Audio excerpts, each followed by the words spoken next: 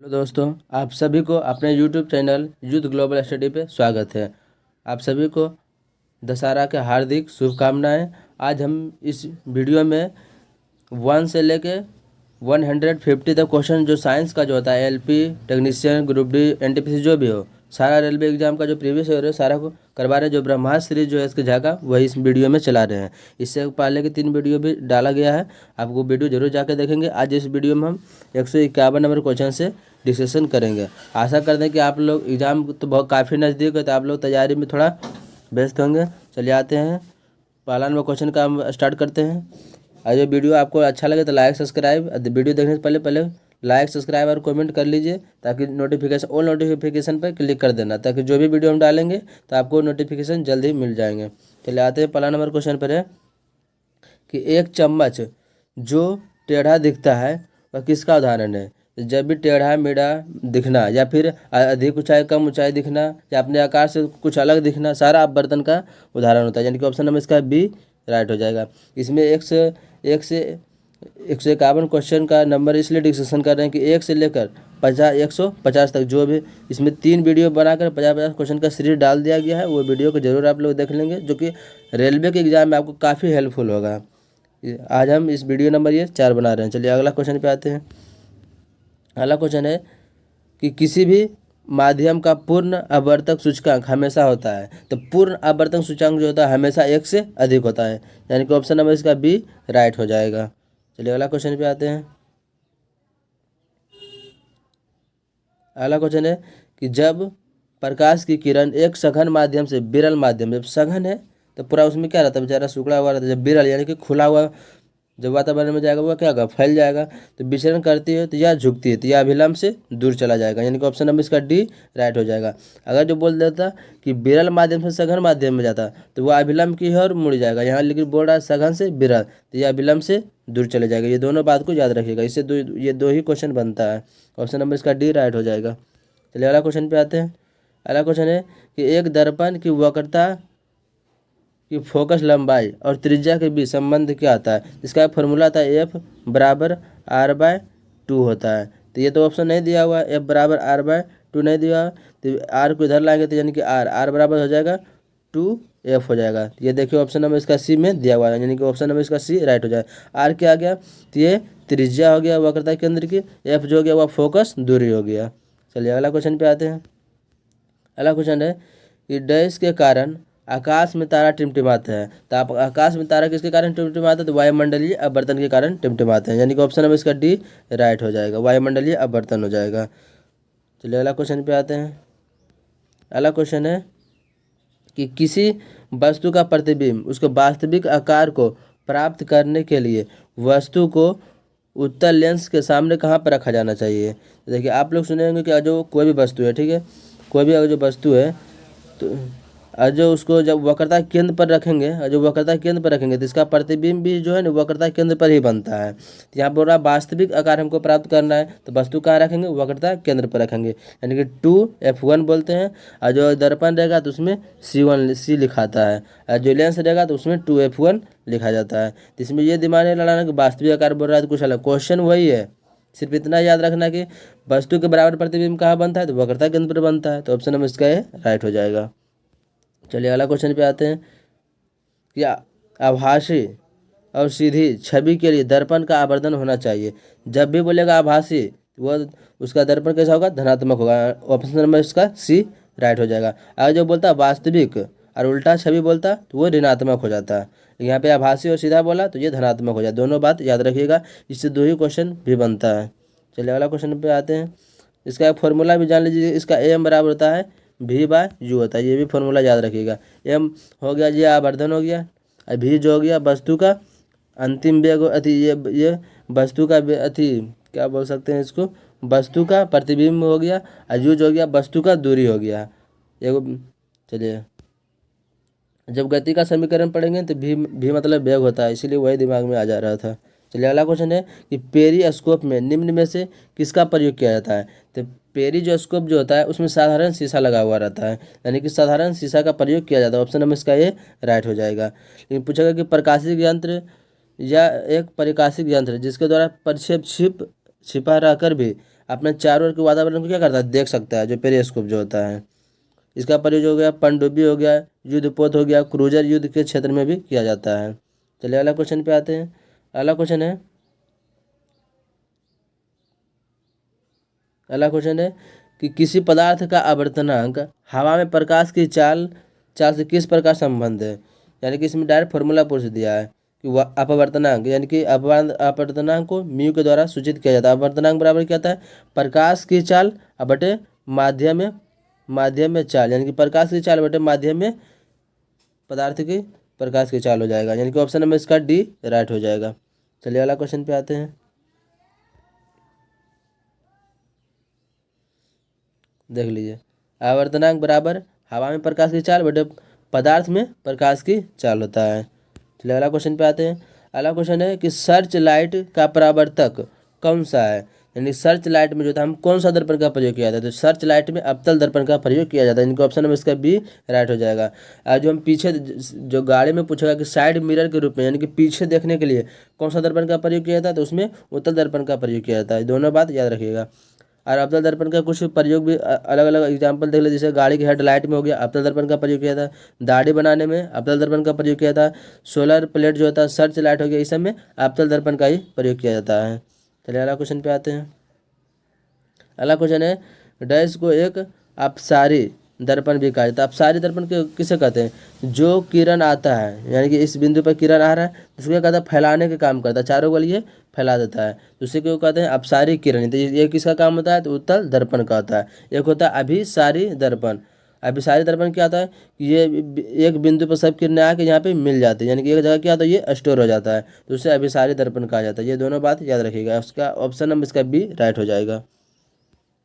अवतल दर्पण। चलिए छोड़िए, अगला क्वेश्चन पे आते हैं कि वास्तविक प्रतिबिंब पाने के लिए एक वस्तु 20 सेंटीमीटर फोकस दूरी वाले अवतल दर्पण से 30 सेंटीमीटर की दूरी पर रखी हुई है, तो दर्पण से प्रतिबिंब की दूरी क्या आएगी। प्रतिबिंब दूरी, तो दर्पण का एक फॉर्मूला आता है 1/f बराबर 1/v प्लस 1/u, यह फॉर्मूला आता है।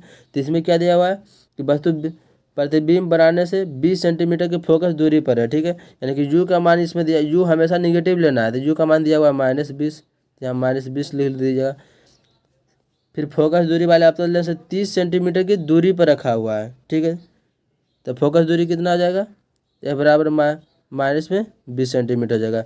पूछ रहा है प्रतिबिंब का दूरी, यानी कि भी का मान पूछ रहा है, तो ये फॉर्मूला पर आप बैठा लीजिएगा, बस भिन्न के जोड़ जैसा है, बस बना लीजिएगा, ज़्यादा इसमें कुछ दिमाग नहीं लड़ाना है। इसका ऑप्शन नंबर इसका ए राइट हो जाएगा। चलिए अगला क्वेश्चन है कि उत्तल लेंस की फोकस लंबाई 50 सेंटीमीटर है, उसकी शक्ति क्या होगा। तो इसका फॉर्मूला आता है P बराबर होता है 1/f होता है, ठीक है। तो 1 ये मीटर में था, 100 सेंटीमीटर में बदल देंगे, हो जाएगा 100 सेंटीमीटर। अब बटे में f का मान कितना दिया हुआ है, 50 सेंटीमीटर दिया, इसको काट देंगे तो 2 बार में ये कट जाएंगे, तो ये कितना हो जाएगा 2 डायप्टर। तो ऑप्शन नंबर इसका बी राइट हो जाएगा। डायप्टर क्या होता है, तो ये लेंस की शक्ति का ऐसा मात्रा क्या होता है, डायप्टर होता है, ये भी याद रखिएगा। यानी कि ऑप्शन नंबर इसका बी राइट हो जाएगा। चलिए अगला क्वेश्चन पे आते हैं। अगला क्वेश्चन है जल का आवर्तनांक जो है वह 4/3 है, ठीक है। तो जल में प्रकाश की चाल की गति क्या होगी। यानी कि म्यू का मान दिया हुआ कितना है, 4/3 दिया हुआ है, म्यू बराबर 4/3 दिया हुआ है। और जल में प्रकाश की चाल पूछ रहा था, हम अभी जस्ट ही बताए थे, म्यू बराबर एक फॉर्मूला बताए थे कि प्रकाश की चाल बटे किसी माध्यम में पदार्थ की प्रकाश की चाल बताए हैं, तो वही फॉर्मूला पे आप लगाइएगा तो बन जाएगा। जैसे देख लीजिए कि यहाँ पे म्यू का मान यहाँ पे बैठा दें 4/3 हो गया। ये प्रकाश की चाल तो आप जानते हैं 3 × 10⁻8 मीटर प्रति सेकंड होता है। अब माध्यम में पूछ रहा है, इसका मान भी, इसका वेग मान लिए भी, क्रॉस मल्टीप्लिकेशन कर दिए तो कितना आ गया 2.25 × 10⁻8 मीटर प्रति सेकंड हो जाएगा। यानी कि इसका ऑप्शन नंबर इसका ए राइट हो जाएगा। चलिए कैलकुलेशन वाला आप खुद से कीजिएगा तो और बेहतर समझ में आएंगे। अगला क्वेश्चन है कौन सा गलत है, इसमें पूछ रहा है कौन सा है, तो P बराबर फॉर्मूला क्या आता है I² RB होता है, P बराबर VI भी फॉर्मूला आता है, P बराबर V² RB होता है। यानी कि ये तीनों फार्मूला जो है P बराबर होता है, लेकिन P बराबर जो फार्मूला जो होता है I² ये कभी नहीं होता। यानी कि ऑप्शन नंबर इसका डी राइट हो जाएगा। ये तीनों फार्मूला याद रखिएगा कि P बराबर I² R ये भी सही है, P बराबर VI जो होता है ये भी सही है, P बराबर V स्क्वायर बटे R जो होता है ये भी सही है, यानी कि ऑप्शन नंबर इसका D राइट हो जाएगा। चलिए अगला क्वेश्चन पे आते हैं। अगला क्वेश्चन है कि किसी धातु के तार में विद्युत का प्रवाह होता है तो किसके कारण होता है? ये इलेक्ट्रॉन के कारण होता है, यानी कि ऑप्शन नंबर इसका ये राइट हो जाएगा। किसी धातु में विद्युत का प्रवाह किसके कारण होता है? तो वह इलेक्ट्रॉन के कारण होता है। चलिए अगला क्वेश्चन पे आते हैं। अगला क्वेश्चन है कि प्रतिरोध का मात्रक क्या होता है? प्रतिरोध का ऐसा मात्रक ओम होता है। ओम को किसके द्वारा सूचित किया जाता है? तो ये होता है ओम का चिन्ह होता है, ये भी ध्यान में रखिएगा। वोल्ट किसका मात्रक होता है? ये विभवांतर का ऐसा मात्रक वोल्ट होता है। एम्पियर जो होता है ये विद्युत धारा का ऐसा मात्रक होता है। चलिए अगला क्वेश्चन पे आते हैं। अगला क्वेश्चन है कि लंबी संचारण लाइनों में वोल्टेज किससे मापे जाते हैं? तो लंबी जो संचारण लाइन जो होता है उसमें किलो वोल्ट में मापते हैं, यानी कि ऑप्शन नंबर इसका सी राइट हो जाएगा। चलिए अगला क्वेश्चन पे आते हैं। अगला क्वेश्चन है कि सही संबंध बताएं, यानी कि सी बराबर फॉर्मूला पढ़ेंगे धारिता, यानी कि सी बराबर क्या होता है? क्यू बटे भी हो गया, क्यू हो गया आवेश हो गया, भी हो गया विभव, यानी कि देख रहे हैं यहाँ पे धारिता बराबर क्या दिया? आवेश बटे विभव, यानी कि ऑप्शन नंबर इसका ये ही राइट हो जाएगा। पूछेगा कि धारिता का ऐसा मात्रक क्या होता है? धारिता का ऐसा मात्रक जो होता है वह फैराड होता है। धारिता का ऐसा मात्रक क्या होता है? ये फैराड होता है। चलिए ये भी बात रखिए, याद रखिएगा। अगला क्वेश्चन है कि डैश की चालकता अधिकतम होती है, मतलब किसकी चालकता जो होता है अधिकतम होता है? तो चालकता कब होता है? इलेक्ट्रॉन के स्थानांतरण के कारण ही उसमें विद्युत धारा का प्रवाह होता है। ये कब होता है? जब वो आयन में टूटता है, यानी कि इसका ऑप्शन नंबर इसका डी हो जाएगा, आयन हो जाएगा। तो चालकता अधिकतम होता है तो आयन की होती है, यानी कि ऑप्शन नंबर इसका डी राइट हो जाएगा। पूछेगा कि एक इलेक्ट्रॉन बराबर कितना आता है? तो 1.6 गुना 10⁻⁻19 कूलम हो जाएगा। यहाँ पर सिर्फ माइनस लगा दीजिएगा। चलिए अगला क्वेश्चन पे आते हैं। अगला क्वेश्चन है कि संधारित्र कार्य करता है, तो संधारित्र कार्य कैसे करता है? ये एसी जो होता है ना, एसी यानी कि इलेक्ट्रिक करंट को, इसको डीसी में दोनों पर काम करता है। ये एसी हो गया और डीसी हो गया। एसी मतलब इसका फुल फॉर्म हो जाए अल्टरनेटिव करंट है। डीसी का फुल फॉर्म जो होता है वह डायरेक्ट करंट होता है। तो इसका फुल फॉर्म भी याद रखिएगा, कभी कभी पूछ देता है। इसका ऑप्शन नंबर इसका सी राइट हो जाएगा। चलिए अगला क्वेश्चन है 1.5 ओम के प्रतिरोध वाले परिपथ पर 150 वोल्ट लगाया जाता है, तो प्रतिरोध द्वारा शक्ति क्या होता है? तो अभी जस्ट पढ़ाए थे, पी बराबर क्या होता है? भी स्क्वायर और बटे में आर होता है। ठीक, तो भी का मान तो यहाँ पे दिया हुआ है कितना? 150 का स्क्वायर, तो यानी कि 150 इंटू 150 और बटे में कितना दिया हुआ है? आर का मान कितना है? 1.5। 1.5 पॉइंट उड़ाएंगे, यहाँ पे एक जीरो बढ़ जाएगा और 15 से 15 कट जाएगा, यानी कि ऑप्शन नंबर इसका सी राइट हो जाएगा, 15,000 वाट हो जाएगा। चलिए अगला क्वेश्चन पे आते हैं। जो फार्मूला बता रहे हैं उस पर खुद से न्यूमेरिकल आप एक बार और अपने से बनाने की कोशिश कीजिएगा। नहीं समझ में आए तो फिर से एक बार वीडियो को देख लीजिएगा, ताकि आपका जो कॉन्सेप्ट हो वह क्लियर हो जाएगा। अगला क्वेश्चन है कि 9 ओम प्रतिरोध वाले तार को 2 गुना कर दिया जाता है, तो तार के नए प्रतिरोध क्या होगा? जब 2 गुना करेंगे तो इसका फॉर्मूला आता है प्रतिरोध, यानी कि आर बराबर इसका फॉर्मूला रो इंटू एल बटे ए होता है। तो रो की इधर लाएंगे तो रो बराबर होता है आर ए बाय एल होता है। इसका देखिए सॉल्यूशन यहाँ पे दिखा रहे हैं। त्रिज्या कितना? 2 गुना कर दिया जाए तो आर बराबर फॉर्मूला अभी जस्ट बताए थे, आर बराबर क्या था? रो इंटू एल बटे ए क्या होता है? वह क्षेत्रफल होता है। तो क्षेत्रफल का फॉर्मूला क्या था? पाई आर स्क्वायर। ये बराबर क्या था? पाई आर स्क्वायर। तो R1 का मान तो इतना दिया हुआ है, तो उसको क्षेत्रफल उसको त्रिज्या को 2 गुना कर दिए तो कितना हो जाएगा? रो इंटू एल बटे 4 पाई आर स्क्वायर हो जाएगा, यानी कि जब फिर 9 से जब 4 में जब डिवाइड करेंगे तो कितना आ जाएगा? 2.25 ओम हो जाएगा, यानी कि इसका ऑप्शन नंबर इसका सी राइट हो जाएगा। चलिए अगला क्वेश्चन पे आते हैं। अगला क्वेश्चन है कि 3 ओम 2 ओम और 5 ओम के क्रमशः 3 प्रतिरोध को 12 वोल्ट की बैटरी से श्रेणी क्रम में जोड़ रहे हैं। ठीक है, तो परिपथ का कुल प्रतिरोध क्या है? जब श्रेणी क्रम में जोड़ते हैं तो डायरेक्ट उसमें जोड़ देते हैं, यानी कि श्रेणी क्रम यानी कि सीरीज में जब जोड़ते हैं इसका फॉर्मूला आता है R1 plus R2 plus R3, इसी तरह डॉट डॉट जाता रहता है। इसमें 3 को तो डायरेक्ट देते हैं, 3 2 5 5 और 5 10, यानी कि ऑप्शन में इसका बी राइट हो जाएगा, 10 ओम हो जाएगा। चलिए अगला क्वेश्चन पे आते हैं।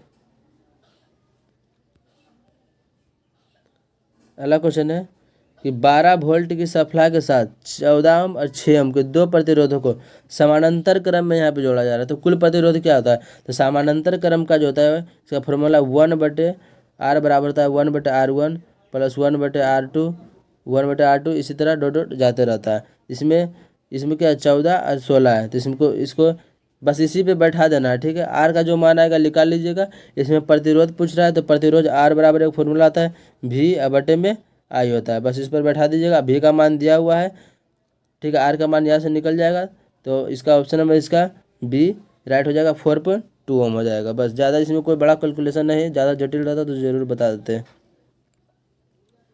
चलिए अगला क्वेश्चन है, देखिए एक 3 ओम, यहाँ पे 8 ओम दिया हुआ है और फिर 9 ओम, फिर 9 ओम, फिर 9 ओम दिया हुआ है।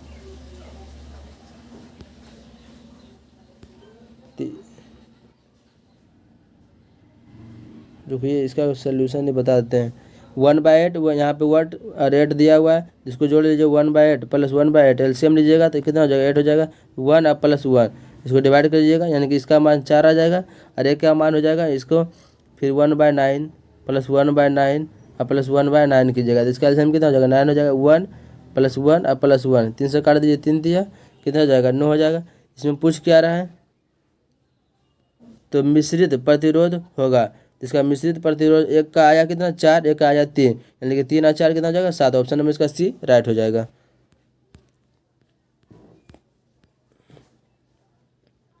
चलिए अभी फिगर वाला सवाल है, देख लेते इसको भी देख लेते हैं।